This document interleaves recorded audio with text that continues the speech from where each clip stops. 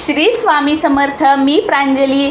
आज आपण बघणार आहोत की ज्यांचं कुलदैवत खंडोबा आहे त्यांनी काय सेवा कराव्यात। आपली कुलदेवी असो कुलपुरुष असो यांची सेवा करणं खूप महत्त्वाचं आहे। कुलदेवी म्हणजे जसं की आपली तुळजाभवानी, जसं की कोल्हापूरची महालक्ष्मी, आणि कुलपुरुष म्हणजे जसं की खंडोबा असो तिरुपती बालाजी असो, हे कुलदैवत झालं। आणि जी देवी असते ती आपली कुळाची कुलदेवी असते। आणि खंडोबा असो किंवा काळभैरव असो किंवा तिरुपती बालाजी असो, हे कुलदैवत असतं।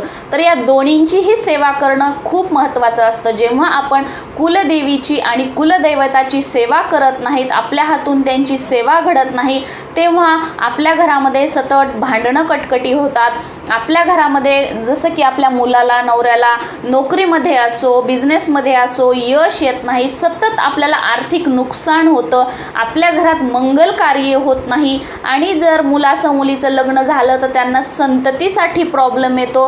म्हणजे अशा बऱ्याच अडचणी आपल्याला जर आपण कुलदेवीची आणि कुलदैवताची सेवा नाही केली तर येतात। मग त्यासाठीच आज आपण बघणार आहोत की खंडोबाची सेवा कशी करायची। खूप सोपं आहे। माझ्या माहेरी माझ्या आईचं कुलदैवत हे खंडोबा आहे आणि कुलदेवी ही तुळजापूरची देवी आहे। तर आपण खंडोबाला काय करायचं असतं, ज्यांचं कुलदैवत खंडोबा आहे त्यांनी रविवारी आपल्या कुलदैवताच्या नावाने उपवास पकडायचा असतो। तुम्ही एक वेळ जेवून उपवास पकडू शकता, आणि जर तुम्ही संकल्प करून काही करणार असाल तर मग तुम्ही फराळाचा करू शकता किंवा खडे साखरेचा रविवार करू शकता, कसंही। पण सर्वात उत्तम एक वेळा जेवण करून तुम्ही आपल्या कुलदैवताचा उपवास धरू शकता। सगळ्यात पहिला जेव्हा तुम्ही पहिल्यांदा रविवार पकडणार आहात त्या दिवशी तुम्हाला संकल्प करायचा आहे। संकल्प कसा करायचा हा व्हिडिओ आपल्या चॅनलवर आहे, तुम्ही तो बघू शकता। संकल्प तुम्हाला म्हणजे तुम्हाला ज्याही काही अडचणी येत आहेत, जसं की तुम्हाला जॉब लागत नाही आहे किंवा तुम्हाला कोणत्याच कामात यश येत नाही आहे किंवा तुमचं लग्न होत नाही, जेही काही प्रॉब्लेम आहे ते तुम्हाला याच्यासाठी मी हे रविवार पकडतोय असं बोलायचं आहे। तुम्ही समजा किती पकडणार आहात, जसं की 11-21 असं, किंवा तुम्ही कंटिन्यू 12 महिन्याचेही पकडू शकता। आता आमचं कुलदैवत तिरुपती बालाजी आहे, तर माझे मिस्टर 12 महिन्याचे शुक्रवार पकडतात, तसं तुम्ही 12 महिन्याचे रविवार पकडू शकता।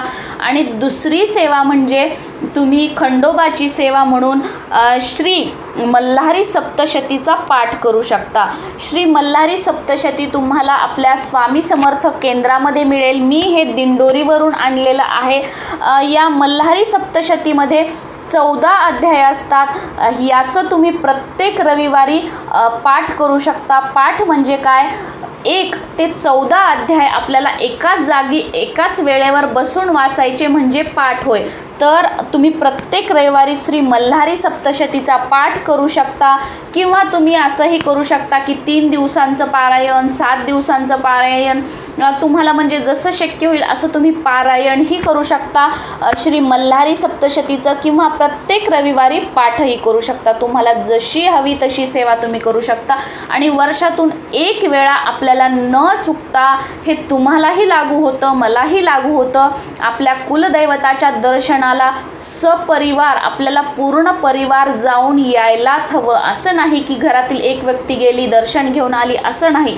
आपल्या घरातील जीही काही सगळी मंडळी आहेत, आपले आईवडील असो, आपला नवरा मुलगा मुलगी, जेही काही आपला पूर्ण परिवार घेऊन आपल्याला वर्षातून एक वेळा आपल्या कुलदेवीच्या आणि एक वेळा कुलदेवतेच्या दर्शनाला आपल्याला वर्षातून एक वेळा जायचंच आहे। आणि तुम्ही काय करू शकता, पुढची सेवा की एक डब्बा घेऊ शकता, तुम्ही प्लास्टिकचा घेऊ शकता, स्टीलचा घेऊ शकता किंवा काचेची बरणी घेऊ शकता।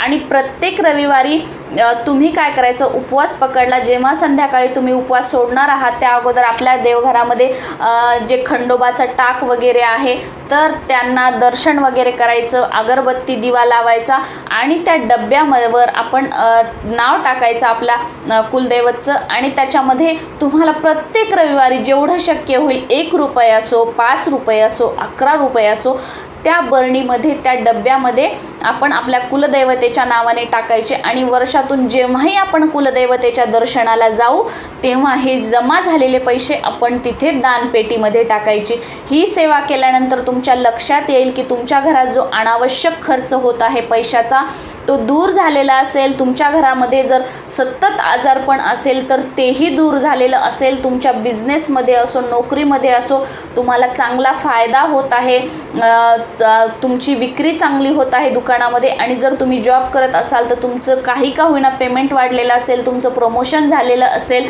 म्हणजे काहीतरी तुम्ही हे सेवा सुरू केल्यानंतर तुम्हाला चांगले अनुभव येतील, म्हणजे तुमची आर्थिक स्थिती उत्तम होईल या उपायाने। आणि जसं जसं तुम्ही वर्षानुवर्ष याच्यात पैसे साचवाल, प्रत्येक वर्षी तिथे जाऊन पैसे अर्पण कराल मंदिरामध्ये, तुमच्या लक्षात येईल की तुमची वर्षानुवर्ष तुमची आर्थिक परिस्थिती ही सुधारत आहे।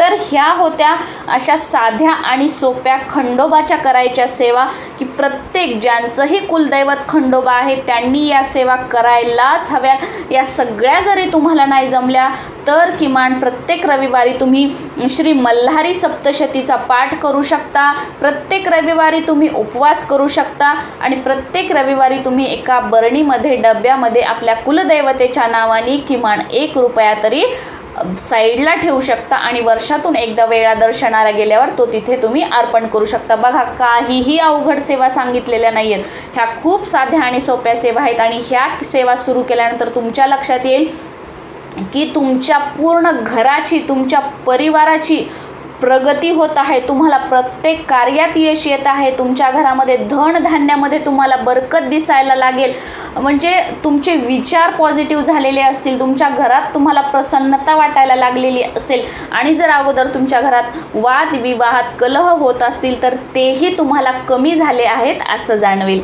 श्री स्वामी समर्थ।